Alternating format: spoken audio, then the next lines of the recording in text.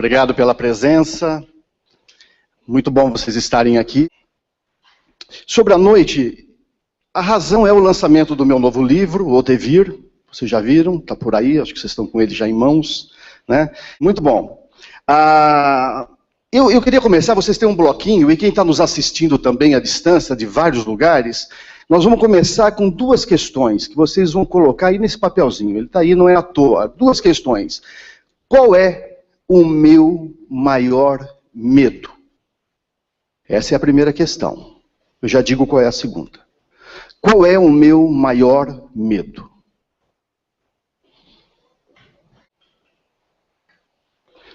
Segunda pergunta, qual é o meu maior desejo? Qual o meu maior desejo? Anotaram as duas? Muito bom. Reserva, porque é em cima dessas duas perguntas que vai discorrer essa nossa conversa aqui. A noite está preparada para isso. É uma conversa não longa, agora com vocês a respeito dessas duas coisas, medo e desejo. Isso está no livro O Devir, mas como eu disse para alguns que já leram, isso está, tem coisas que estão escritas e coisas que não estão escritas, mas estão lá. Então isso vai ajudá-los a fazer uma leitura mais apurada do Devir, porque ele trata disso também. E ao falar de medos, não são poucos, né? Existe um repertório bom de medos, não tem não? E tem medo de terminar um relacionamento, que às vezes precisa terminar. A gente tem medo de deixar um emprego, ou de deixar uma empresa, de passar uma empresa em frente, não é? Que mais medos que tem? A gente tem medo de não ser capaz de, não é? Tem um repertório grande de medo. Todos nós vivemos medos. Talvez alguém não tenha colocado, eu não tenho medo de nada, né? Tem quem diga isso, mas não é verdade. Todos nós temos algum tipo de medo.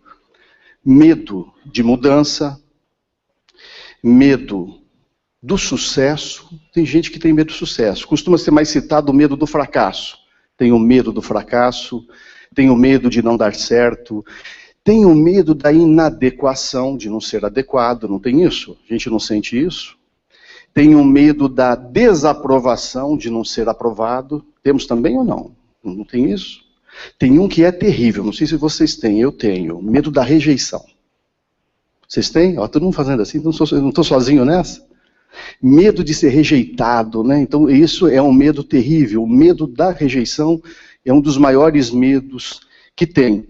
E é interessante porque o Maslow, o grande psicólogo humanista, ele diz que por conta desse medo da rejeição, da desaprovação, da inadequação, a gente tende a se ajustar a uma inteligência comum.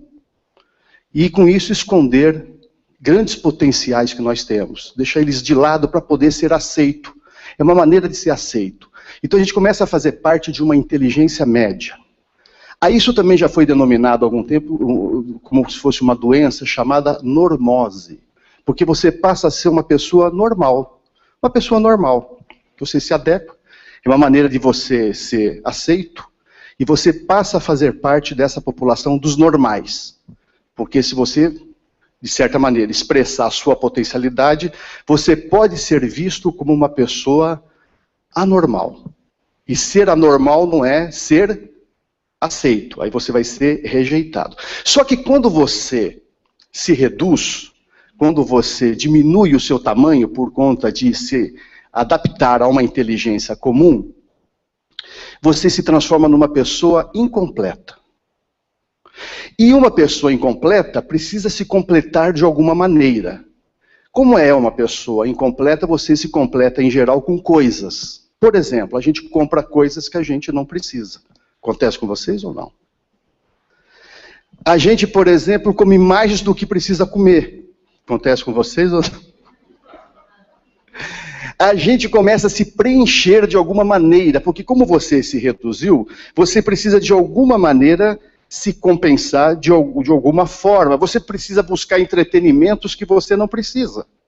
Então a gente começa a buscar coisas porque nós nos sentimos pessoas incompletas. Isso porque a gente teve que se ajustar a um meio para que a gente pudesse lidar com esse medo da inadequação, da desaprovação, do medo, essas coisas todas. Compreende isso? Mas o problema só está começando nessa hora, porque quando você se reduz e você começa a ser movido pela sua carência, porque tudo isso é carência, comprar coisas que você não precisa, buscar entretenimentos em demasia, comer mais do que você devia, tudo isso é carência, você começa a ser movido pela carência. Quando você começa a ser movido pela carência, a falta que você sente em você, você de certa maneira projeta no mundo. E você acaba enxergando um mundo de escassez. E aí você acha que falta para todo mundo, falta no mundo. O mundo é escasso, o mundo é precário, não tem para todo mundo. Na verdade é uma projeção sua que você coloca no mundo. E com isso você faz uma substituição muito infeliz. Ao olhar o mundo escasso, o mundo precário, você troca a sensibilidade pela necessidade. Então a necessidade fala mais alto a você do que a sensibilidade. Tanto é que a gente é capaz de sair na rua e ver crianças no farol e isso não mexer com a gente. A gente não se sensibiliza. Aliás, a indústria do medo, ela promove muito isso. Você está assistindo aquele filme terrível na televisão, um matando o outro, depois aparece um comercial de shampoo, uma coisa bonita, uma pessoa bonita, tomando... Mas isso veio logo depois de um noticiário que fala dos crimes, fala das mortes, fala das guerras, depois um comercial bacana. Algo para preencher a sua carência e diminuir a sua sensibilidade, porque depois de um noticiário sobre, por exemplo, a guerra na Síria, você não tem muita vontade de ver uma propaganda de chocolate, ou tem. Pior, a gente se acostuma e tem. A gente troca a sensibilidade pela necessidade. Estão compreendendo isso? O percurso que fiz? Então, por conta dos nossos medos, nós reduzimos o nosso tamanho, passamos a viver uma vida chamada de normose, de uma pessoa normal. Passamos a ser uma pessoa incompleta. Completamos isso com coisas. Na medida que nós somos pessoas incompletas e completamos com coisas, projetamos isso no mundo e achamos o mundo um lugar precário e escasso. Né? E por conta disso a gente cria o chamado, isso eu trato no meu livro Metanoia, o ciclo da sobrevivência. Né? Metanóico já conhece muito bem essa minha abordagem. Muito bom.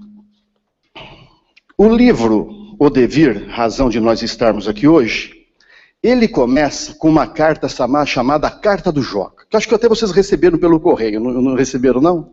E eu recebi algumas respostas interessantíssimas da Carta do Joca. E aí está no livro de vocês. Olha só, eu vou reler, eu acho que vale a pena, depois eu quero fazer algumas perguntas para vocês. Se vivi a minha vida, se levei ou fui levado por ela, se fiz escolhas ou se fui escolhido, não fiz as escolhas. Quando me dei conta, estava envolvido até o pescoço. E aí me enterrei nessa história, a história de tantas pessoas que quando olham para trás, percebem que uma vida inteira se passou.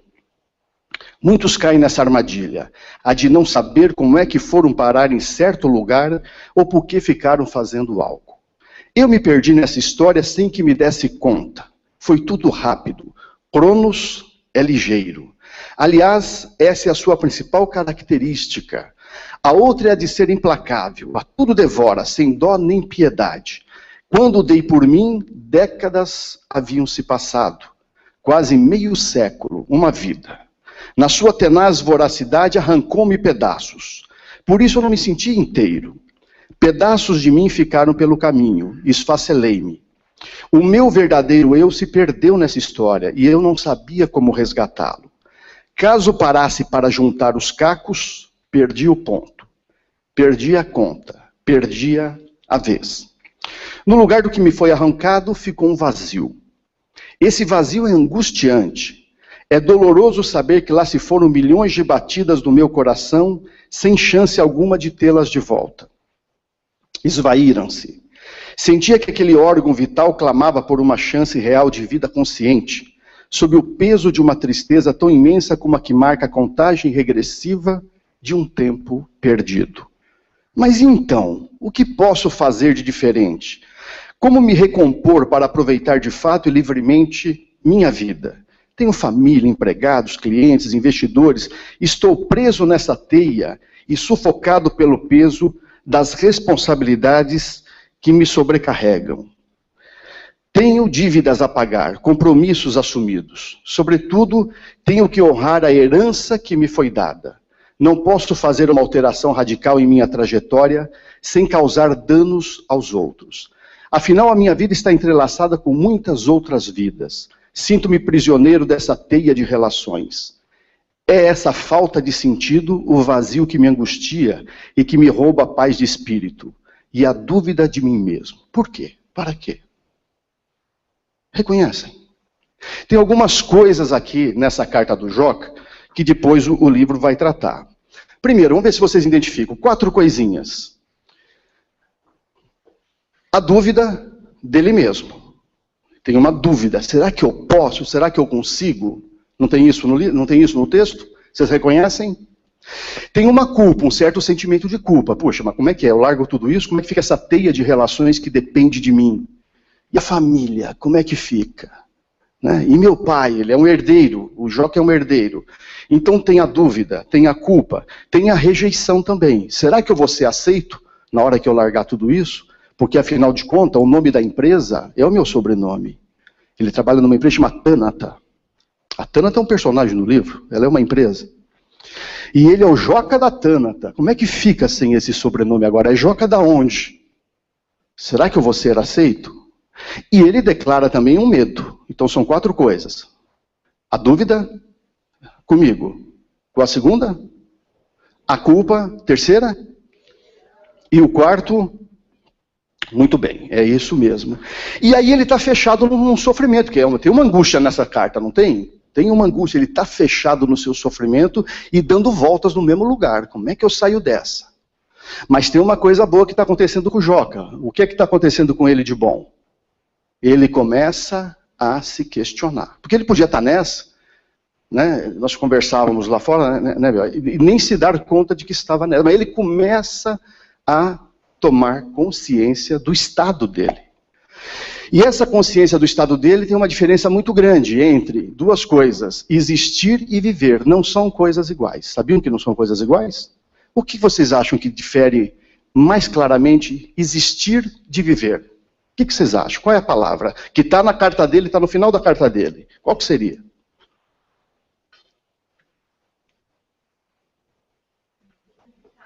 Hein? Isso.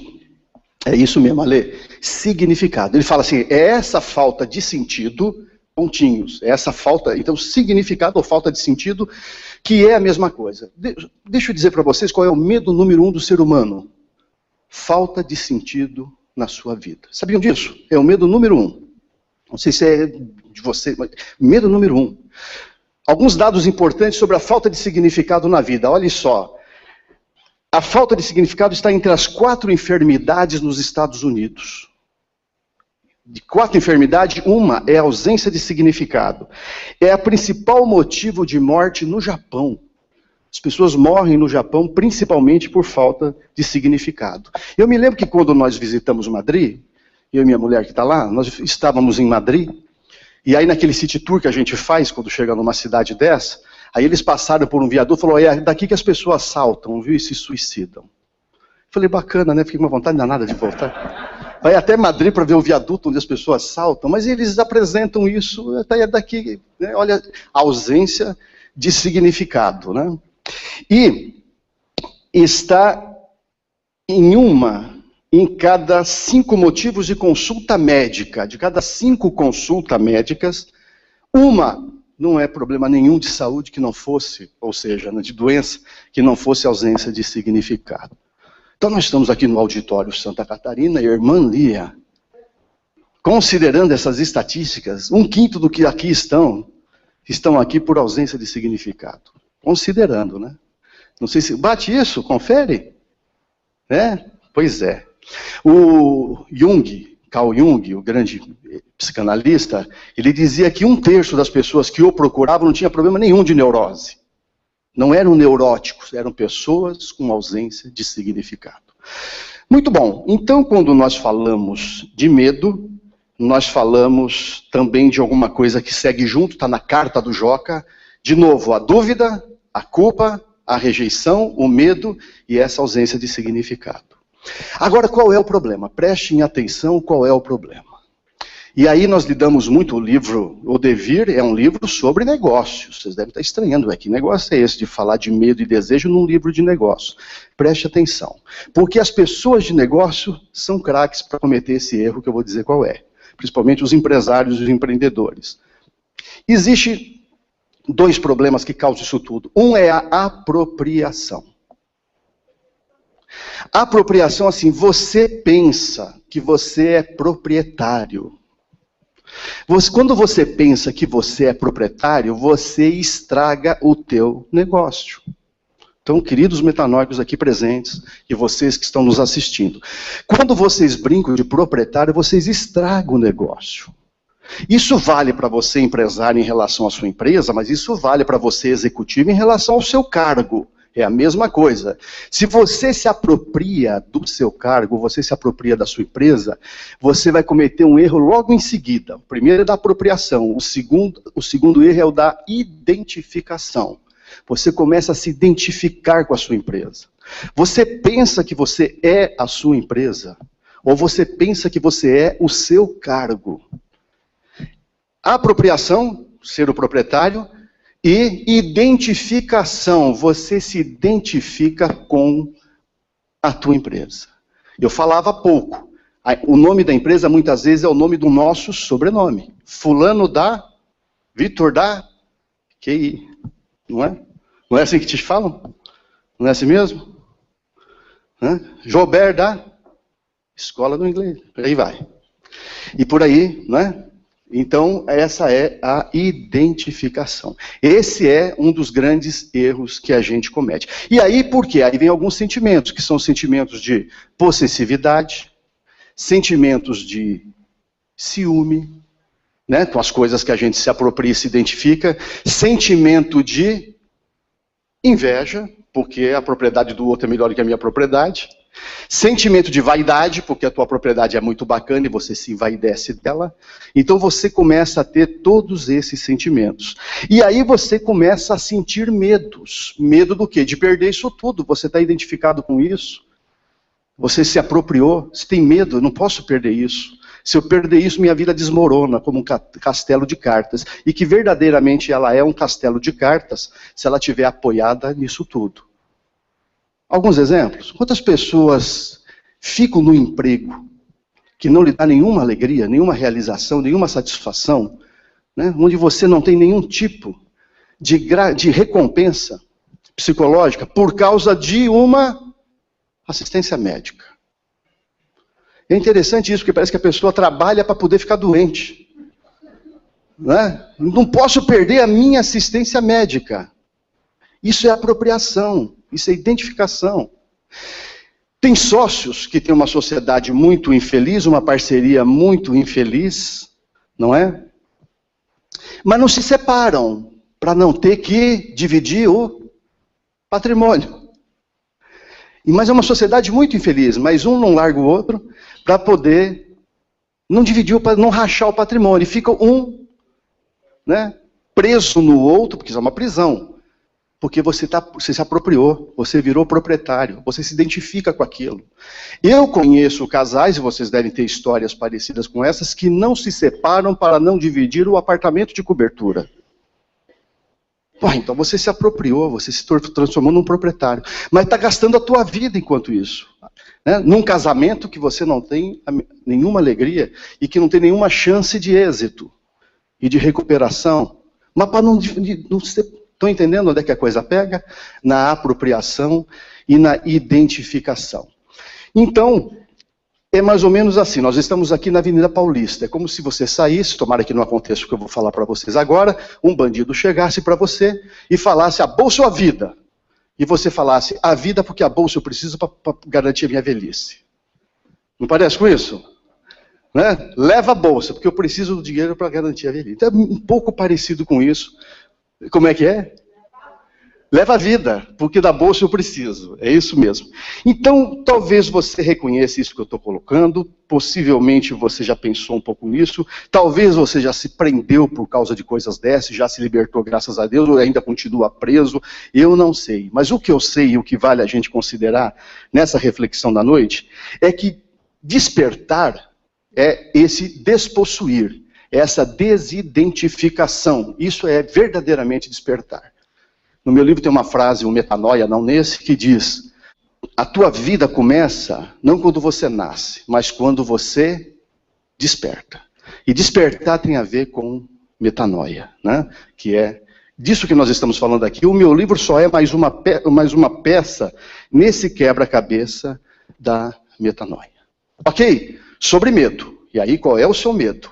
E verifica que o seu medo provavelmente está ligado a alguma coisa que você se apropriou ou com o qual você se identifica. Tem alguma coisa que precisa ser largada. Você precisa largar. Se você não larga, você acaba, não é? É mais ou menos parecido com isso.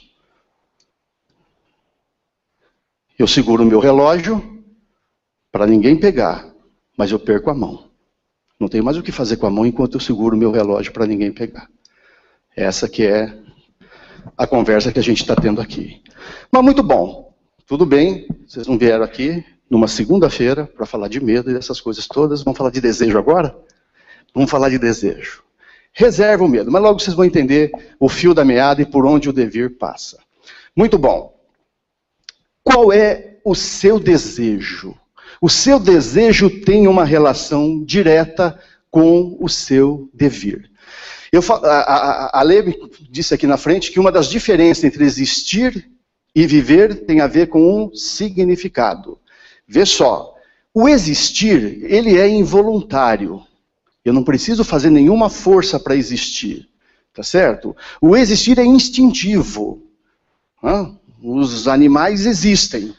É instintivo, você não precisa fazer nenhuma força para existir. Agora, viver não. Viver é o exercício das suas potencialidades, é diferente. Exige, sim, uma dedicação. Para existir, você não precisa se dedicar.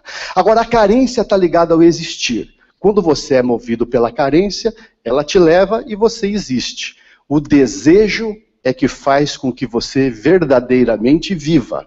Então a carência está para o existir, como o desejo está para o viver. Então tem um jogo aí entre existir e viver, tem um jogo aí entre a carência e o desejo. Lembra que os medos estão lá, que eu vou dar um exemplo agora. Vocês estão aqui no auditório Santa Catarina.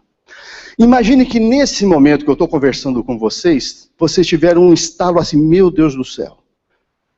Larguei meu carro no estacionamento, meu notebook está lá no porta-mala, não fechei meu porta-mala, o carro está aberto, e tudo que eu tenho está no meu notebook, que está no meu porta-mala, e eu não faço backup faz 3 semanas.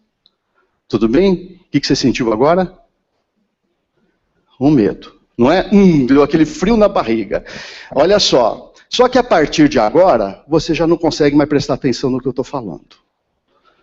Tá certo? Então você veio aqui, puxa, vou lá prestigiar o Roberto, o livro novo dele, ele vai falar algumas coisas, alguma dessas coisas pode me ajudar, vai ser legal, blá, blá, blá. Só que agora você está dividido entre 2 coisas. O medo de perder alguma coisa, né? Um risco que você está correndo de perder alguma coisa, e o desejo de estar aqui e fazer desse momento um momento bacana. Estou entendendo a analogia? É mais ou menos parecida com essa. Você agora não consegue mais nem estar lá e nem estar aqui. Claro, você pode levantar agora e ir lá resolver esse problema. Mas aí você acabou de perder o momento do desejo.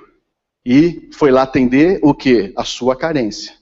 Né? E às vezes a gente é muito preso a essas coisas. Parece que o notebook, com todas as informações da nossa vida lá dentro dele, tem a ver com o que eu tenho de mais importante. Mas o desejo significa que você pode abrir mão disso e que você continua vivendo quem verdadeiramente você é. Porque o desejo está ligado ao seu dever. E o problema da carência é desse exemplo que eu dei. Ela sufoca o desejo. De certa maneira, nesse instante o seu desejo não se desenvolve. Na medida que a carência toma conta de você ou o medo toma conta de você. E é por isso, numa das gravuras que o Elifas fez para o meu livro é essa. Né? É como se nós vivêssemos sempre com uma máscara. Né? Nós somos o desejo, mas temos uma máscara da carência. É como se nós sempre fôssemos dois. Vocês conseguem ver essa imagem daí? Eu não sei se ela está... Não sei se quem está do lado de cá consegue ver por causa do púlpito.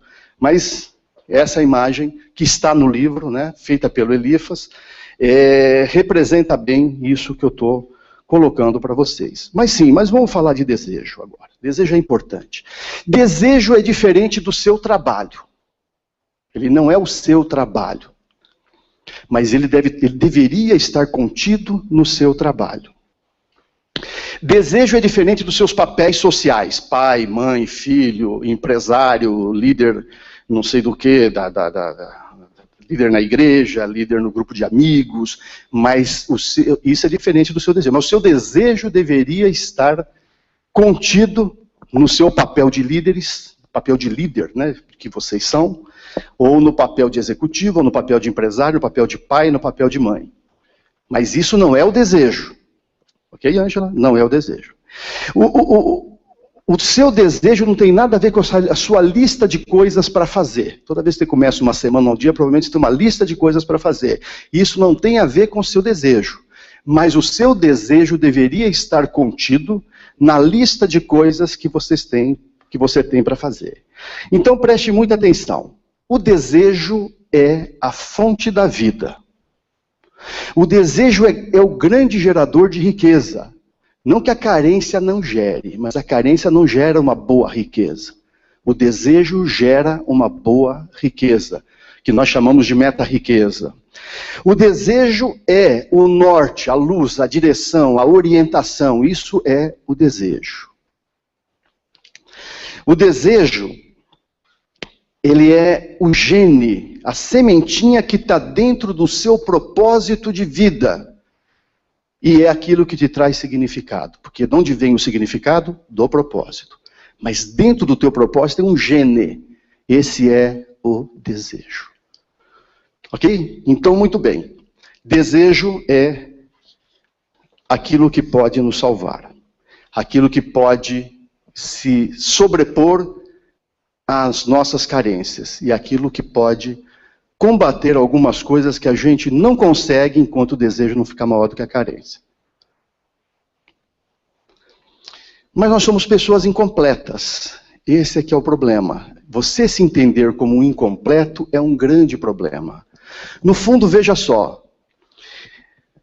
O que nós verdadeiramente somos, e há uma diferença profunda. O que nós verdadeiramente somos pessoas ou seres inacabados. É diferente. Ser incompleto é diferente de ser inacabado. Vamos raciocinar junto isso. Quando você é incompleto, nós já falamos a respeito disso. Você vai preencher a tua vida com coisas. Você vai se preencher com coisas. Já que eu sou incompleto, eu preciso de coisas. E na medida que eu vou arranjando coisas e coisas e coisas, essas malas pesadas para carregar, eu vou também me coisificando. Eu também vou me transformando em coisa. E quando eu me transformo em coisa, eu passo a ver eu passo a pensar sobre qual é a minha utilidade. E aí, com uma boa intenção que eu tenho, eu quero ser útil. E quando eu penso em ser útil, eu caio numa armadilha. A armadilha de ser útil. A armadilha da utilidade. Pode parecer estranho para vocês isso que eu estou falando, mas preste atenção. O que é útil? Útil são os utensílios domésticos que vocês têm em casa. Vocês não têm faca, garfo, colher? Essas coisas são úteis. Ou na despensa, vocês não têm alicate, martelo, chave de fenda? Essas coisas são úteis. Que você usa e depois larga de lado. E essas coisas se gastam com o tempo, se tornam obsoletas. E você joga fora. Ou aposenta. Ou você substitui por uma mais moderna, menos arcaica. Quem é útil vai virando obsoleto, vai ficando arcaico, vai sendo substituível. Essa é a armadilha da utilidade. Mas isso tudo é porque você se coisificou, de tanto se preencher com coisas, porque se acha uma pessoa incompleta. E você acaba se transformando, sabe o quê? Num produto, numa coisa, num monólito. Agora, se você se enxerga como uma pessoa inacabada, então você sabe que à frente existe um devir. E que você precisa preencher o seu ser não com coisas, mas com virtudes. É diferente. Preencher com coisas é diferente de se preencher com virtudes. E aí você não vai querer ser útil, você vai querer ser contributivo. É diferente, não é jogo de palavra não. Porque quando você é útil, você olha para fora e vê qual é o parafuso que você precisa apertar. Mas quando você é contributivo, você olha para dentro. E examina dentro de você as inteligências que você tem, o dom que você tem, o talento que você tem, quem é você, as suas potencialidades. Aí você olha para fora e vê o que é que você tem que fazer. Primeiro você olha para dentro, depois você olha para fora. Quem é útil pensa em utilidade, mas quem é contributivo pensa em fecundidade. Você começa a pensar o seguinte: eu sou uma pessoa que estou em fecundação. Eu não estou acabado, eu ainda não me terminei. Eu estou em processo de fecundação. E é isso que você então passa a se compreender, não como um produto, mas como um processo. Nós somos processos, somos projetos. É isso que nós somos, é diferente de ser um produto. Produto é uma coisa acabada, amalgamada. Então, quando você se acha incompleto, você vai pensar nessas coisas todas. Mas quando você pensar em você, como você é, como um ser inacabado, aí você vai ver lugar para o seu desejo. Examine agora o seu desejo. Qual é o seu desejo? Vê para que lado que ele está. Ele é um desejo de um ser incompleto ou ele é um desejo de um ser inacabado? Um minutinho para uma reflexão aí sobre o que vocês escreveram do desejo de vocês. Quem está nos assistindo também faça o mesmo exercício. Seu desejo é mesmo um desejo ou é uma carência? O seu desejo é de um ser incompleto ou de um ser inacabado? Essa avaliação para vocês fazerem. Eu queria falar de uma coisa importante do livro Devir ainda, para a gente juntar essa conversa aqui e abrir para perguntas. Essa é a capa do livro. Então, é interessante, o artista que fez essa capa é Elifas Andreato. O Elifas é um artista que não adianta você pedir para ele o que você quer. Não vai funcionar. O Elifas, ele precisa entender o que ele está fazendo, do jeito que ele está entendendo. Ele leu o livro mais ou menos 5 ou 6 vezes para poder chegar nessa capa. E quando essa capa chegou para nós, né, Silvio? Nós batemos o olho nela e falamos, é ela. É impressionante como o Elifas captou a mensagem. Vocês notam, vocês estão com o livro aí também para ver mais de perto, notam que tem uma sobreposição de rostos, né? Vocês têm aqui, provavelmente, né? Provavelmente, o Joca e o Dr. Xavier, que é o pai do Joca. A primeira parte do livro trata de uma herança. Esse assunto sempre muito controverso, muito difícil, que é a herança. A herança, o processo sucessório é um processo complexo. Então o livro trata disso numa abordagem que normalmente não é tratada por aí. Eu não quis falar de processo sucessório, já tem craques fazendo isso por aí, bons autores, bons consultores. Eu quis fazer uma abordagem mais metanóica a respeito disso. E é isso que eu faço na primeira parte do livro, quando eu falo da herança. Né? Porque quando se passa o bastão, passa-se o bastão da propriedade e da identificação. Não se passa o verdadeiro, o bastão do desejo, onde mora o desejo, isso não é feito. Então essa é uma abordagem que eu faço no livro. Então aqui você tem o sucessor e o empreendedor, né? Com os rostos sobrepostos. Mas o olho é um só, e o destaque interessante da genialidade do Elifas Andreato está nesse olho. Esse olho tem muito a ver com a leitura do livro. Espero que vocês façam a leitura de olho no olho. Porque tem sempre um olho que examina durante a leitura. Por exemplo, chama-se memória a nossa faculdade de olhar o passado. Recebe o nome de memória. Chama-se percepção a nossa faculdade de olhar o presente. E chama-se imaginação a nossa faculdade de olhar o futuro. Então esse olho tem muito a ver com a história do devir. E com esse conceito do que seja o devir. Porque, na verdade, todo o passado está no presente. E todo o futuro está no presente. Estão entendendo isso? Então só existe um olhar, o olhar do presente, que é então a percepção. Soma-se a isso que não existe realidade objetiva. Ou seja, nós estamos o tempo todo enxergando o passado e nós podemos, e essa é uma mágica, nós podemos reescrever o passado. O passado ainda não terminou, o passado é um devir. Quando fala em devir, remete sempre a futuro, não é? Mas o nosso presente depende muito do que aconteceu no passado. Esse olhar sobre o passado é o nosso olhar de percepção hoje, que vai ser o nosso olhar para o futuro. Então, o devir, que significa vir a ser, na verdade é um já é do ainda não. Entenderam? Hein, Eduardo? O devir é um já é, do ainda não. Eu gosto muito de um cara chamado Confúcio. O Confúcio dizia o seguinte: você quer saber como é o seu futuro? Examine o que você fez na última hora. Gente, isso é sensacional. Confúcio era muito prático, né? O sábio Confúcio era muito prático. Você quer saber como é que vai ser o seu devir, o seu futuro? Examine o que você fez na última hora. E ele falava assim: viva as suas virtudes diariamente, todas as horas. E aí eu lembro de um outro cara que não é tão filósofo como Confúcio, que é o Woody Allen, né, o cineasta.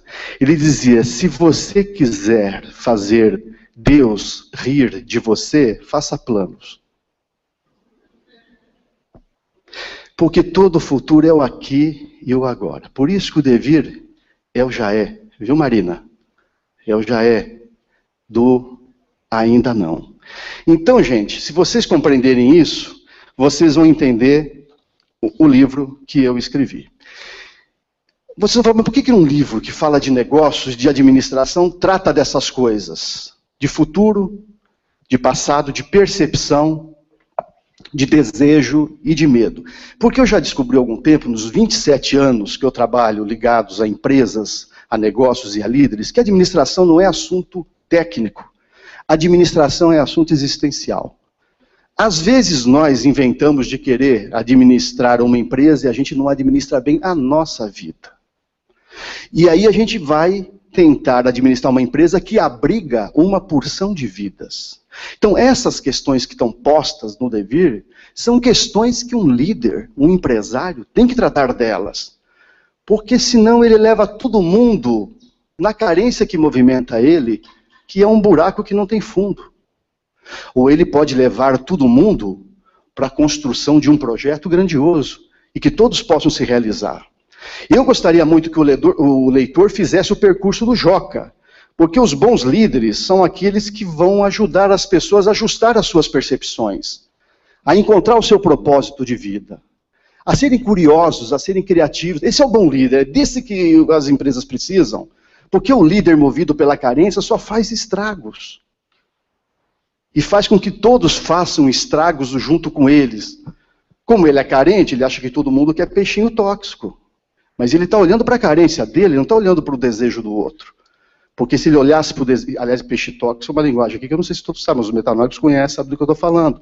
Os prêmios, os bônus, as recompensas financeiras, se alguma meta for atingida. Ele projeta no outro a carência que ele tem. Mas as pessoas querem viver o seu desejo. Ninguém quer viver a sua carência, porque ninguém merece viver a sua carência. Nós merecemos viver o nosso desejo. A promessa é essa, a promessa é que nós temos que viver o nosso desejo. É por isso que nós estamos aqui, para viver o nosso melhor desejo. Não é para a gente ser movimentado pelas nossas carências. Então, veja só, um livro como esse, do Devir, é um livro sobre o amor e a esperança. É disso que trata o livro. Puxa, um livro de negócio que trata sobre amor e esperança, esse trata. Porque nós, na Metanoia, não conseguimos separar negócio de ética, negócio de generosidade, negócio de solidariedade. Nós não conseguimos. Nós não conseguimos separar negócio de espiritualidade. Nós não conseguimos separar negócios de amor. Então é um livro sobre o amor. Para nós isso é uma coisa só. A gente não separa essa coisa. A gente não consegue fazer. Nós metanóicos não conseguimos fazer isso. Então vamos lá, só para a gente finalizar e abrir para perguntas. O cara, ele queria de alguma maneira o lugar de Deus. Ele vivia dizendo para Deus, Deus, vem cá, desce aqui na terra, fica um dia no meu lugar para você ver o que é bom. Vem ver o que é que você inventou aqui. Vem ver o mundo que você criou.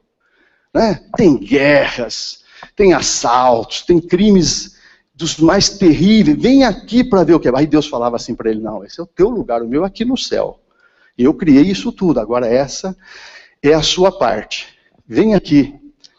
Né? Ele falava, vem, mas Deus descartava. Né? Mas o cara era chato. De vez em quando ele voltava de novo, passava um tempo, ele ia de novo, Deus, vem aqui, vem ver o que é que você criou. Né? Olha esse mundo, pelo amor de Deus, as armas. Nossa Senhora, tem uma tal de democracia aqui, mas não funciona. Tem uma tal de tecnologia. Gente, tem... inventaram uma porção de... Vem ver aqui o que é bom, vem morar aqui. Mas Deus fala, não, esse é o teu lugar. O meu não é aí. Mas o cara era chato. Ele voltava a insistir. Só por um dia, Deus, faz uma experiência. Vem aqui para ver como é que é. Porque é fácil, você criou tudo, mas você nunca experimentou essa experiência de vida. Vem aqui. Um dia Deus topou. Tá bom. Um dia, tá bom? Um dia. E naquele dia ele foi para o lugar de Deus e Deus ficou no lugar dele. Mas ele nunca mais devolveu o lugar para Deus. Nunca mais. E por conta disso ele passou a viver 4 tipos de coisas. A dúvida de si mesmo. Será que eu sou capaz de ficar no lugar de Deus? A rejeição, será que Deus vai me aceitar depois desse traçapé que eu dei nele? O sentimento de culpa, nossa, o que é que eu fiz com o homem? E o medo. Entenderam isso? Gente, é o seguinte, o desejo não é o que eu quero da vida, mas o que a vida quer de mim. Não é o que eu quero, é o que Deus quer de mim. Esse é o grande desejo que a gente deveria compreender, porque a nossa grande vocação é botar ordem nesse caos. A nossa grande vocação é fazer com que circule o amor nessa indústria do medo que existe por aqui. A nossa grande vocação é ajudar Deus nesse projeto que Ele começou e deixou inacabado, para que a gente possa concluir. A nossa vida é um presente de Deus. Para nós. O nosso devir, o nosso vir a ser é um presente nosso para Deus. É a nossa devolutiva. Deus que abençoe. Muito obrigado. Obrigado.